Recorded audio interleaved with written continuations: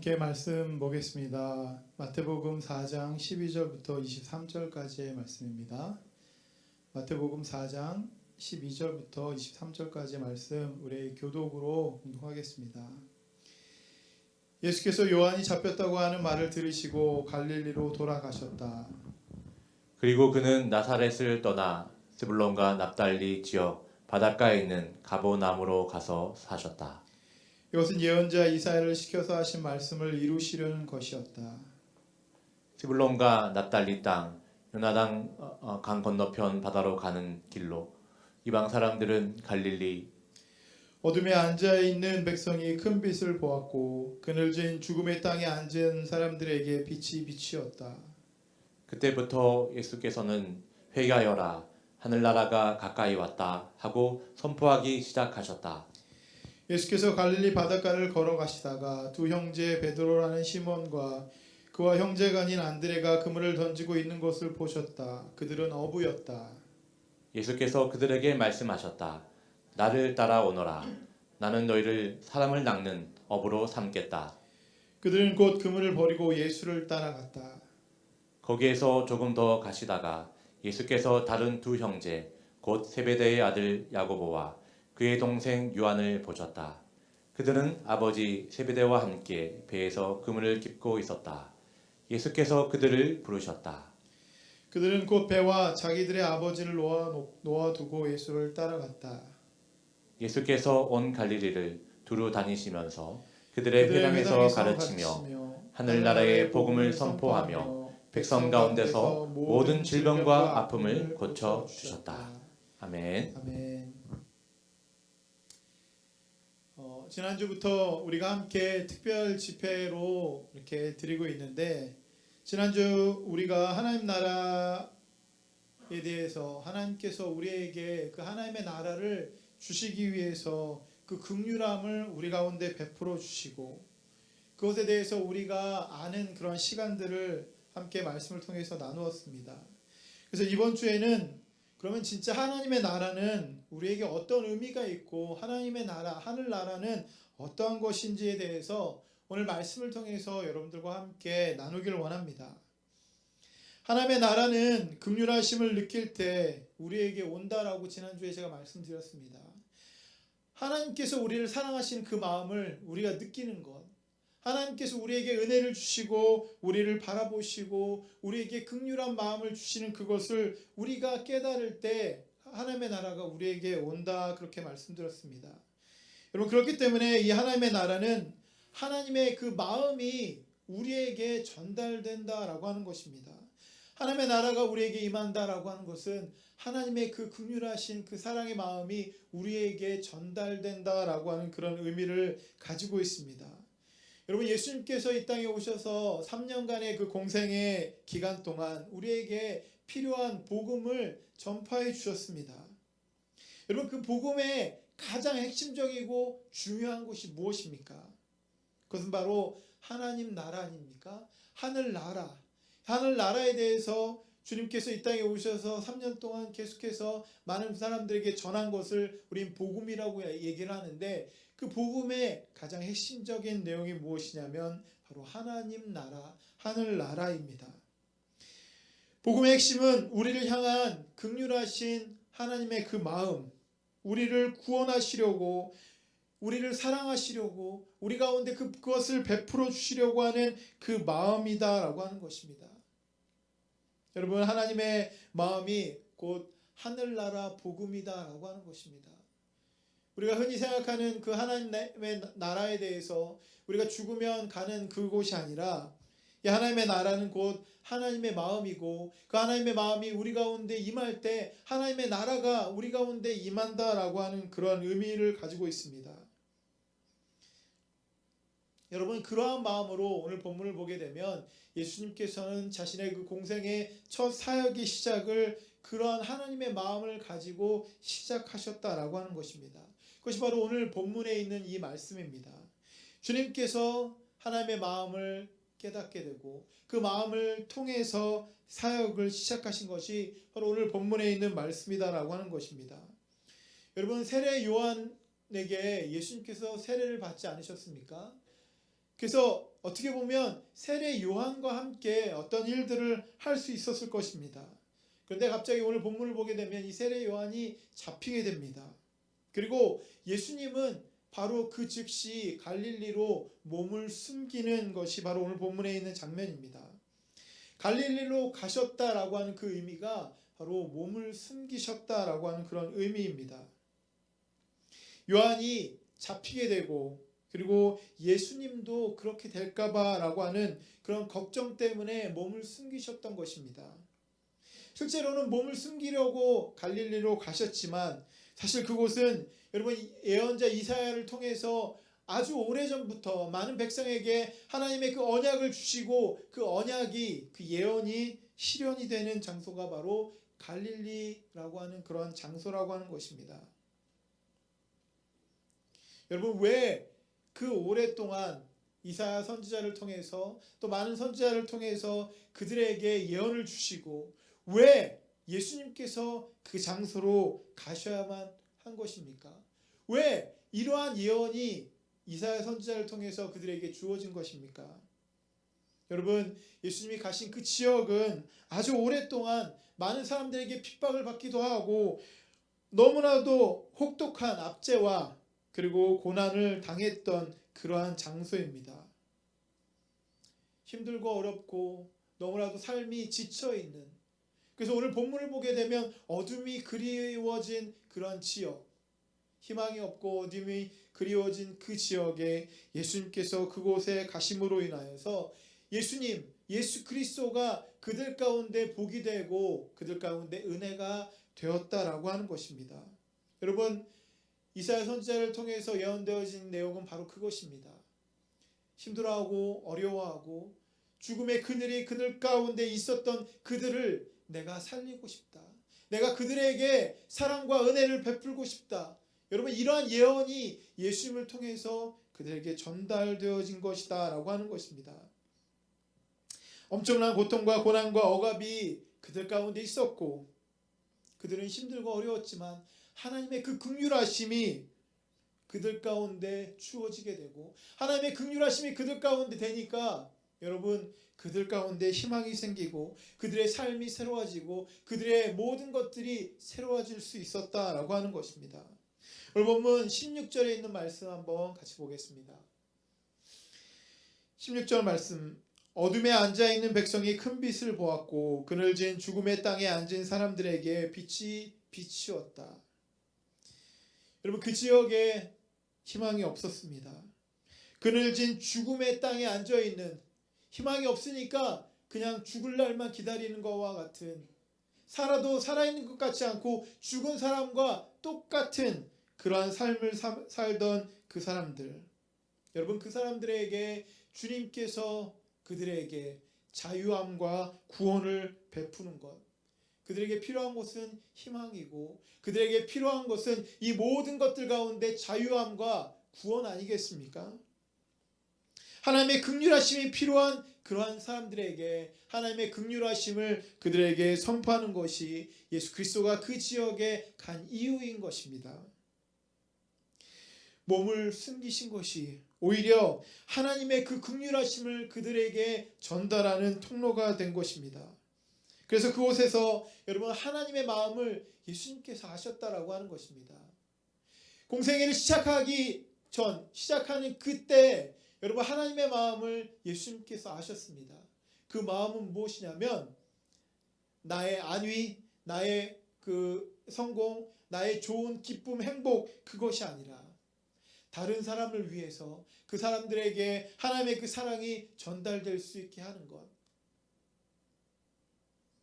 예수님께 실제로 세례 요한 때문에 피해서 몸을 숨기셨는데 자신을 돌아보니까 자신은 감옥에 잡힐 수도 있고 그것 때문에 힘들고 어려운 그 고난을 당할 수도 있었지만 하나님을 바라보니까 자신이 중요한 것이 아니라 힘들어하고 어려워하고 하나님의 긍휼하심이 필요한 그 사람들이 보였다라고 하는 것입니다.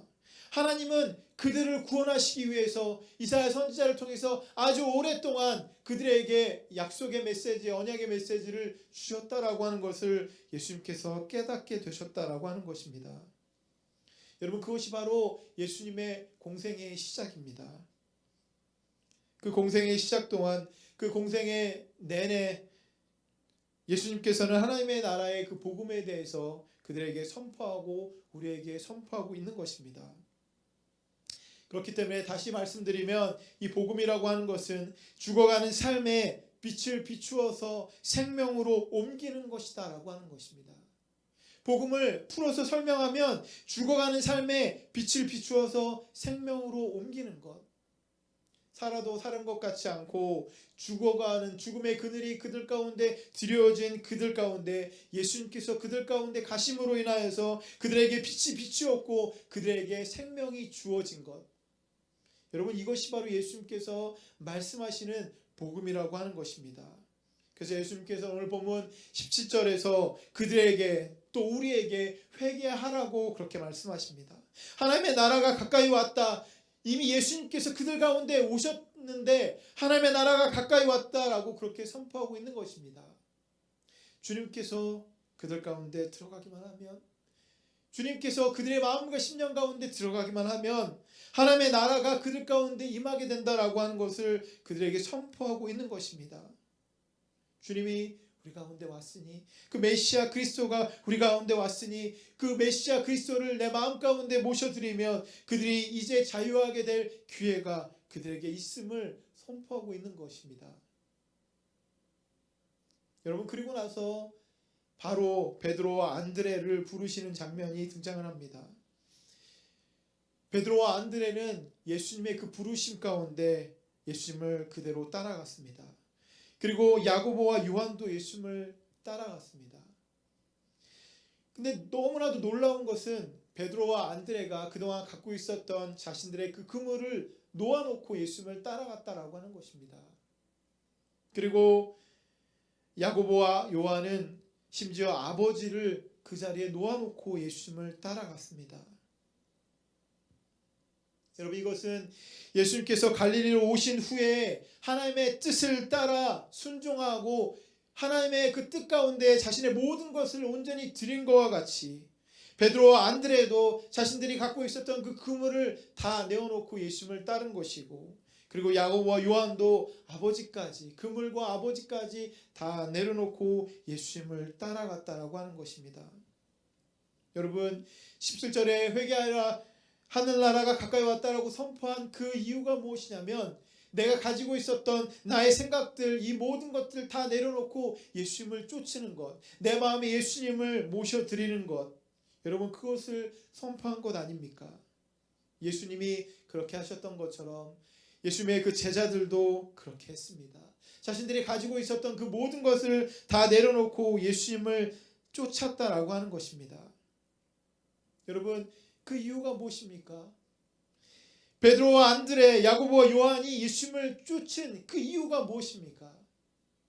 그리고 예수님은 그들을 부르셔서 그들에게 어떤 일을 하시기 위해서 그들을 부르신 것입니까? 사람을 낚는 어부가 되게 하리라 그렇게 말씀하셨지만 실제로는 너희는 나를 따르라 라고 말씀한 것 아닙니까? 나를 따르라고 하는 그 의미는 졸졸 따라다니라고 하는 그런 의미가 아니라 바로 예수님의 그런 마음, 하나님의 마음을 닮은 그 예수님의 그 마음을 닮으라라고 하는 것 아니겠습니까? 너희는 내가 하나님의 뜻 가운데 이 땅에 와서 한 모든 것을 너희도 똑같이 하기를 원한다.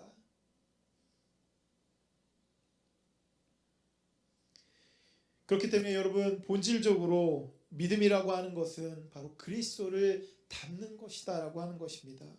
하나님 앞에 자신을 온전히 다 내려놓고 하나님께 온전히 순종하는 것, 이것이 바로 믿음이라고 하는 것입니다.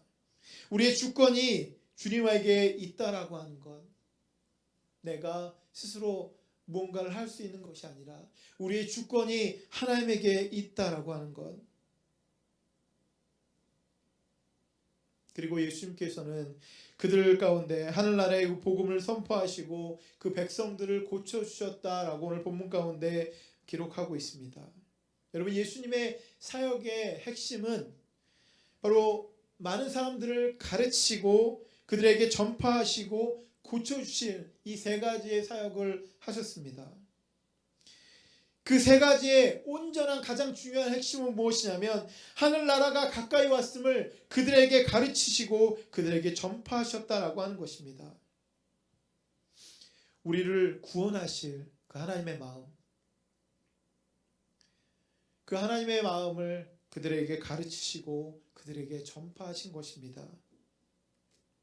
그들에게 하늘나라를 가르치시며 그들에게 그리스도가 함께하는 것, 그리스도를 우리가 닮는 것, 그것이 바로 하나님 나라, 하늘나라인 것을 분명하게 그들에게 전파하십니다. 그리고 그리스도가 그들과 함께하니까 그들에게 희망도 생기기도 하고 육체적인 그 병도 고침을 받는 것을 분명하게 선포하고 있는 것입니다. 여러분, 그렇기 때문에 그리스도가 그들에게, 예수님이 그들과 함께하니까 그동안 쌓여 있었던 그런 모든 억압 그리고 압제 가운데서 그렇게 신음하고 어려워하고 걱정하고 불안해하던 그 모든 것들 가운데 빛이 비치게 되고 구원과 자유함이 그들 가운데 일어났다라고 하는 것입니다. 여러분, 왜 하나님은 예수님을 갈릴리로 보내셨습니까? 그들을 너무너무 사랑하시는 긍휼한 마음이 있으셨기 때문에 예수님을 그곳에 보내신 것입니다. 그리고 그것은 곧 하나님의 소원이셨습니다. 하나님의 마음은 죄 가운데 빠져서 죽을 수밖에 없는 우리 영혼을, 우리를 구원하시는 것이 하나님의 소원이 아니겠습니까? 그토록 소원하시고 그토록 바라고 원하시는 그것이 바로 우리를 구원하시고 우리에게 있는 모든 어두움을 몰아내고 우리에게 빛을 비춰주시는 것, 그것이 바로 하나님의 마음이 아니겠습니까? 죽음에서 생명으로 그들을 이끄는 것이 바로 하나님의 마음이고 하나님의 긍휼하신 그런 마음입니다. 왜 하나님은 오늘도 우리를 그렇게 찾으십니까? 우리를 그렇게 부르십니까? 여러분, 우리를 사랑하시니까 그렇게 하시는 것 아니겠습니까? 우리가 당하고 있는 이 고통과 이런 신음 가운데서 주님께서 주시는 그 진정한 그 구원과 자유함을 우리가 누렸으면 좋겠다라고 하나님께서 생각하시기 때문에 우리를 부르시고 우리 가운데 찾아오시는 것 아니겠습니까? 그렇습니다, 여러분. 가장 중요한 핵심, 그것은 바로 하나님의 나라는 그리스도를 닮는 것에서 우리가 출발한다라고 하는 것입니다. 그리스도가 그들에게 감으로 인하여서 어둠이 빛으로 된 것처럼 우리 삶에도 그리스도가 옴으로 인하여서 우리가 생명을 누리게 되는 것, 이것이 바로 하늘나라의 복음이다라고 하는 것입니다. 하늘나라는 바로 하나님이 통치하시는 그런 나라입니다. 하나님께서 책임져 주시는 그런 나라라고 하는 것입니다. 그 나라에 우리는 우리의 모든 것을 주님 앞에 맡길 수 있는 것입니다. 아까도 말씀드렸듯이 제자들이 마치 자신들의 그 그물을 버리고 아버지를 놓고 주님을 따른 것처럼 바로 그러한 순종과 그러한 마음이 우리 가운데 필요하다라고 하는 것입니다.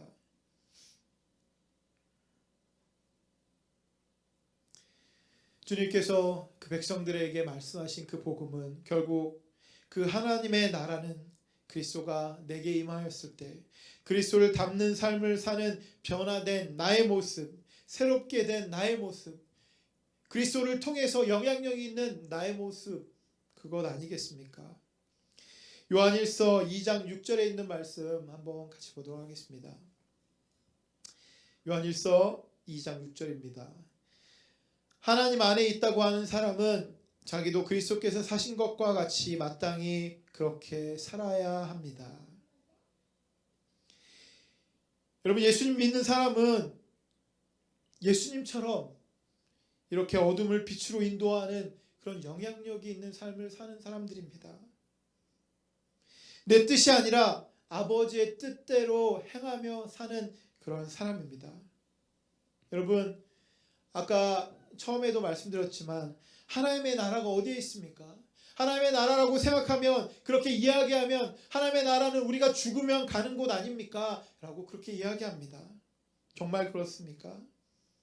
여러분, 하나님의 나라는 저 우주 저 밖에 있는 그것이 아니고, 그리고 우리가 죽어서 가는 것이 아니라 그리스도가 내게 임하여서 그분과 같이 살 때 그분을 닮고 살 때 우리에게 임하는 것이 바로 하나님의 나라라고 하는 것입니다. 하나님께서 주인 된 그런 삶, 그것이 바로 하나님의 나라가 내게 임하는 것입니다. 근데 여러분, 우리 현대 교회 가운데 많은 교인들, 예수를 믿는다라고 하는 그런 사람들 가운데 생각보다 너무나도 많이 힘들고 어려운 그런 문제들이 있는 것들을 보게 됩니다. 교회 가운데 시기와 질투와 싸움과 분쟁과 여러 가지 어려움들이 있는 것들을 보게 됩니다. 하나님의 나라가 우리 가운데 임하고 그리스도가 우리 가운데 임하고 그리스도를 닮은 삶을 사는 것이 바로 하나님의 나라, 그 복음이 우리 가운데 임했음에도 불구하고 여러분, 우리가 왜 이러한 시기, 질투, 싸움과 분쟁과 어려운 그런 마음들이 있기도 하고 그것 때문에 힘들어하는 사람들이 이렇게 많이 있습니까? 여러분, 그 이유가 무엇이냐면 우리에게 다른 가치와 목적이 있기 때문이 아니겠습니까? 예수를 믿는데 예수를 믿는 그 이유와 그런 가치가 내가 부유하게 잘 살게 되는 것, 내가 성공하는 것, 내가 행복하게 사는 것, 자신의 기쁨과 행복을 주님께서 책임져 주실 것이다라고 그렇게 하는 그 기대, 교회를 나오는 그 이유는 내가 잘 되기 위해서, 내가 행복하고 내가 기쁘게 살기 위해서 내가 교회를 선택한 것이고 내가 교회에서 받을 수 있는 그것들을 내가 받을 것이다 라고 그렇게 기대하기 때문이 아니겠습니까? 교회 가면 믿음 생활을 하면 내가 행복하게 되고 기쁘게 되고 성공하게 하면서 살 것이다 라고 하는 그런 기대, 여러분, 이러한 기대 가운데 너무나도 안타깝게도 그리스도의 마음이 보이지 않는 것입니다. 우리의 마음에는 성공하고 싶은 마음, 행복하게 또 잘 살고 싶은 그런 마음들, 모든 것들이 일이 잘 되는 그런 마음들이 분명하게 있는데 교회 다니며 내가 그런 것들을 누리고 싶은데 거기에 그리스도의 마음이 보이지 않는다라고 하는 것입니다.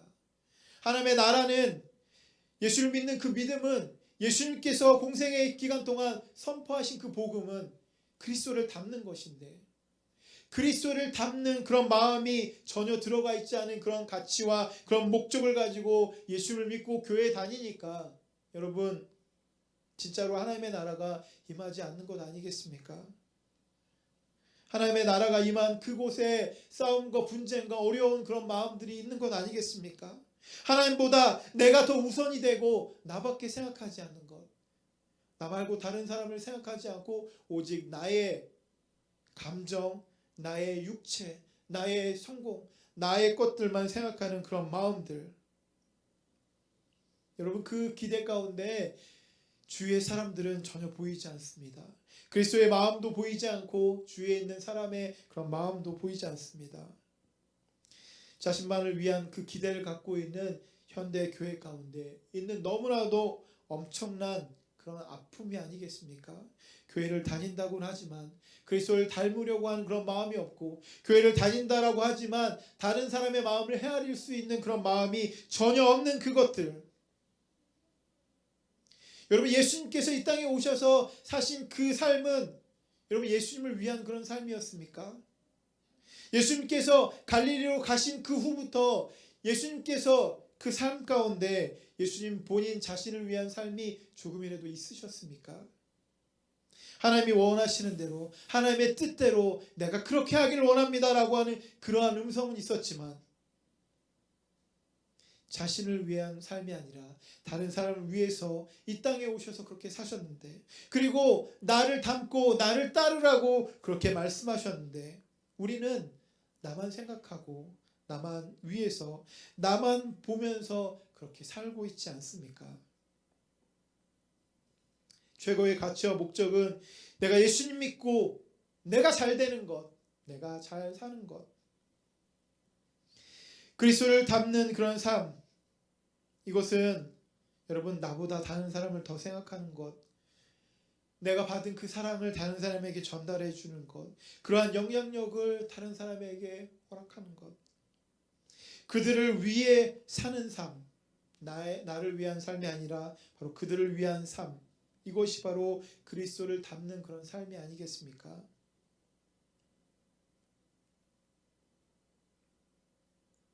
여러분, 물론 예수님 믿고 행복해지고 부유해지고 성공할 수 있습니다. 그러나 성경 어디에도 그것이 우리의 가치와 목적이 된다라고 그렇게 쓰여 있는 곳은 한 곳도 없다라고 하는 것입니다.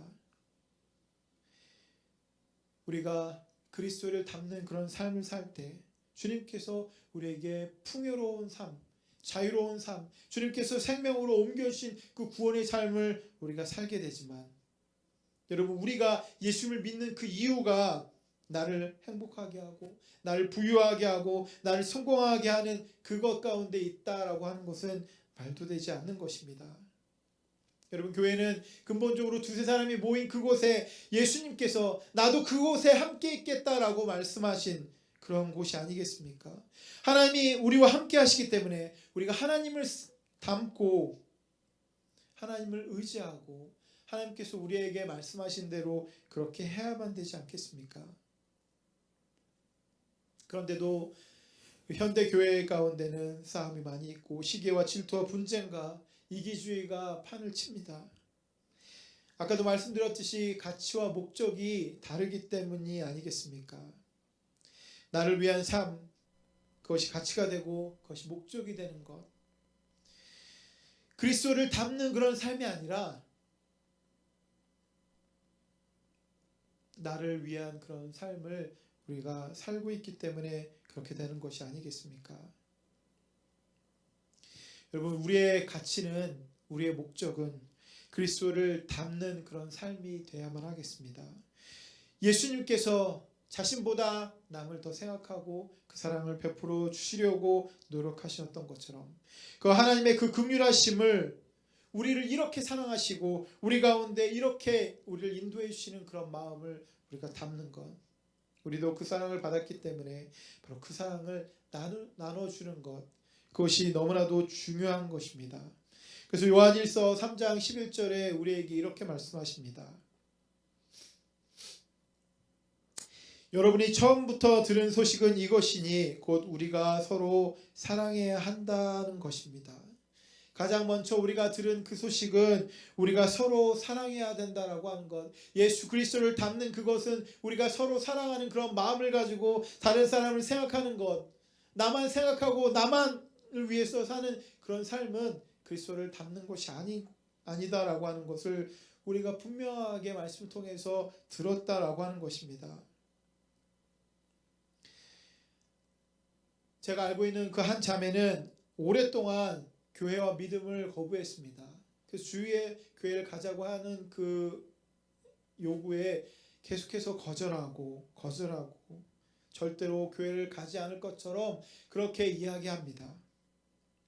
저희 집에 2년간 그 렌트에서 지하에서 살던 그런 자매인데, 두 자녀를 이곳 캐나다 밴쿠버에 데리고 와서 하필이면 목회자 그 집에 렌트를 하게 돼서 그 순간부터, 들어온 첫날부터 혹시 교회 다니시나요? 그런 이야기를 들으시고, 저는 불교를 다녀요, 그렇게 이야기하면서 철벽을 치셨습니다.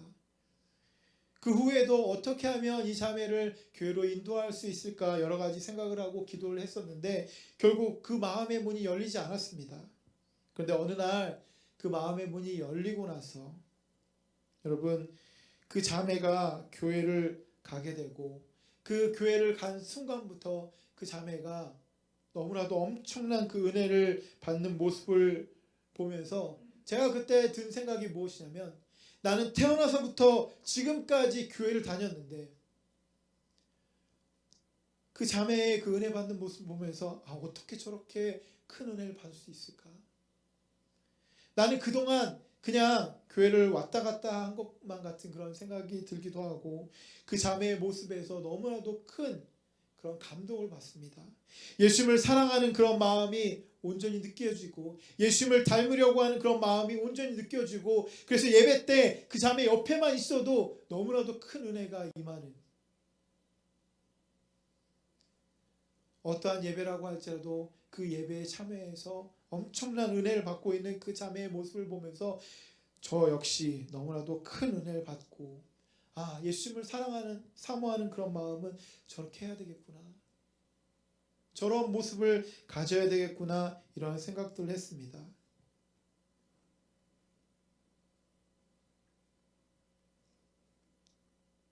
근데 그 자매가 예수님을 믿고 나서 저에게 해줬던 이야기 하나가 무엇이냐면, 예수님을 믿고 나니까 그동안 자기 그 남편이 너무너무 미웠다라고 합니다. 남편이 자기를 너무너무 힘들게 하고, 그래서 할 수만 있으면 내가 행복해지고 남편이 불행해져도 아무 상관이 없겠다. 남편이 나를 이렇게 힘들게 하는 이 모든 것들을 다 해결해 주셨으면 좋겠다. 그리고 극단적인 그런 생각까지도 할 만큼 너무나도 힘들고 어려웠다고 합니다. 그래서 절대로 그 남편을 위해서 사랑의 그러한 마음이 나가지 않았고, 너무너무 힘들어서 매일매일 아주 안 좋은 그런 생각과 말로 그렇게 살아갔다고 합니다. 근데 그 자매가 예수님을 믿고 나서 예수님의 마음이 그 자매 가운데 들어오니까 남편을 생각하는 그런 마음이 바뀌었다라고 합니다. 남편이 불쌍히 여겨지게 되고, 그 남편을 위해서 기도하기 시작했고, 그 남편을 불쌍하게 생각하고 기도하는 그런 마음을 통해서 나 말고 다른 사람을 위해서도 기도하고, 나 말고 다른 사람을 위해서도 그런 마음을 쓰려고 하는 그런 마음이 자신에게 생겼다. 그 전에는 전혀 그렇지 않았는데 예수를 믿고 나니까 그렇게 바뀌었다.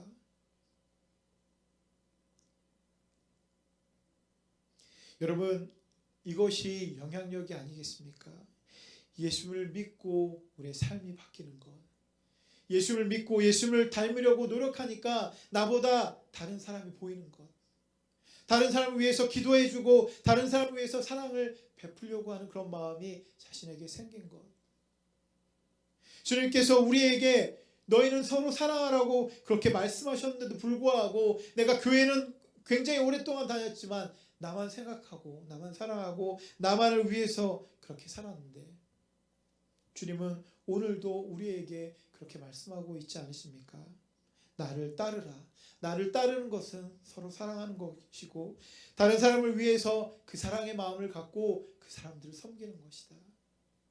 내가 너희를 그렇게 섬겼던 것처럼, 내가 너희를 그렇게 사랑했던 것처럼 너희도 그렇게 했으면 좋겠다라고 주님께서 우리에게 말씀해주고 있는 것이 아니겠습니까? 여러분, 이것이 엄청난 영향력이 아니겠습니까? 교회의 싸움과 어려움들만 있지만, 여러분, 이러한 영향력이 우리 가운데 있다라고 하면 그런 싸움들이 거치고 우리에게도 희망이 생기고 빛이 비춰지지 않겠습니까? 많은 사람들에게 손가락질을 받고 많은 사람들에게 안 좋은 그런 영향력을 갖고 있는 우리 교회가, 또 예수를 믿는 우리 그리스도인들이, 여러분, 우리가 어떻게 하면 그런 것들 가운데서 우리가 자유함을 누릴 수 있습니까? 우리의 가치와 우리의 목적이 바뀌어야 되지 않겠습니까? 그리스도를 닮은 그런 마음들, 나만을 위한 그런 마음이 아니라, 내가 잘 살고 나만 위한 그런 마음이 아니라, 다른 사람을 생각하고 다른 사람을 위해서 살 수 있는 그리스도의 마음을 우리가 담게 되면 우리 가운데 있는 그러한 욕과 저주가 여러분 바뀌지 않겠습니까? 그러한 욕들, 그러한 저주들을 바라보면서 이것은 누구의 잘못도 아니고 우리 모두의 잘못이다라고 하는 그런 생각들을 합니다. 그리스도를 닮으려고 노력하지 않았던 그 수많은 시간들이 만들어낸 결과물이 바로 거기에 있다. 교회가 흐트러지고 교회 가운데 힘들고 어려운 일들이 있는 그 이유는 누구의 잘못도 아니고 우리 모두의 잘못이 아닌가. 우리가 그리스도를 닮으려고 노력하지 않았기 때문에 그러한 일들이 이루어진 것이다.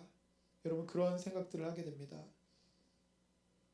예수님께서 공생에 시작하시고 우리를 사랑하시는 하나님의 그 긍휼함으로부터 시작하셨던 것처럼, 하나님의 나라는 우리를 통해서 우리 주위의 사람들에게 분명하게 주어질 것입니다. 오늘 본문 23절에 있는 말씀입니다. 예수께서 온 갈릴리를 두루 다니시면서 그들의 회당에서 가르치시며 하늘나라의 복음을 선포하며 백성 가운데서 모든 질병과 아픔을 고쳐주셨다. 예수님께서 회당과 거리를 다니시면서 선포한 그 복음이 바로 이것입니다. 이러한 복음에 합당한 하나님의 나라를 우리 가슴에 품고 사는 우리 두드림 교회 모든 성도님들이 다 되기를 예수님의 이름으로 축원합니다. 함께 같이 기도하겠습니다. 하나님 아버지, 우리의 마음에 예수님을 닮을 수 있는 그런 마음을 허락하여 주시옵소서. 두렵고 떨리는 그런 마음으로 나를 위한 것이 아니라 다른 사람을 위한 그런 삶을 살게 하여 주시옵소서.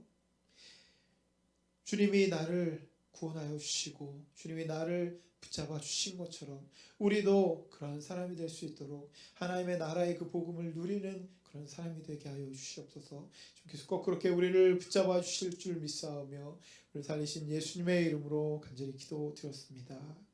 아멘.